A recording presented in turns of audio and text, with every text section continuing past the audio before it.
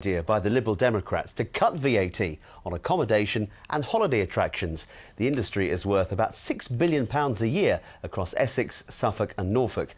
At their annual conference, the Lib Dems agreed that their policy would be to reduce VAT on tourism from 20% to 5%. It wasn't exactly great weather for the tourists in Great Yarmouth today. The rain came down and the umbrellas went up. But at the Fursdown Hotel on the front, owner Paul Garrard was cheerful enough. He likes the sound of a cut in VAT for tourism. It would help me tremendously. You know, we could perhaps look at reducing the rates for accommodation to maybe further investment in the hotel. But yeah, I mean, it's certainly going to help. You know, I mean, our VAT bill is thousands of pounds every year.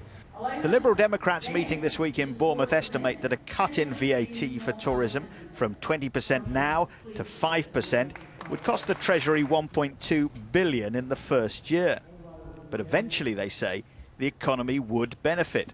The UK is a very expensive tourist destination. There's a huge potential for jobs in tourism. I think a reduction of 15% in the tax, there's a general acknowledgement that will lead to an increase in the number of tourists that come in. In the Suffolk tourist town of Woodbridge, there's a feeling that compared with the rest of Europe, we are at a disadvantage. In most European countries, tax rates are lower. At 20%, we're probably 10% higher than the average in Europe at the moment. I think it's only two other countries, Slovakia and Denmark, that don't have a reduction for tourism businesses.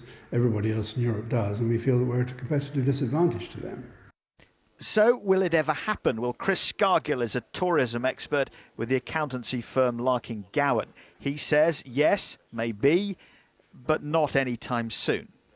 The campaign for cut tourism VAT has been going for a number of years now. It's slowly building momentum across all parties. I see that it's something that as the economy gets stronger, it's something that becomes more affordable because it is a cost in the first year. And we need to remember there are a number of other demands on those same funds, which possibly a lot of people would see higher up the shopping list. A cut in VAT on tourism could benefit the regional economy to the tune of £355 million. The Liberal Democrats are keen to see it happen. But of course, they no longer help to hold the purse strings. Mike Liggins, BBC Look East, Great Yarmouth. The mother of a man stabbed to death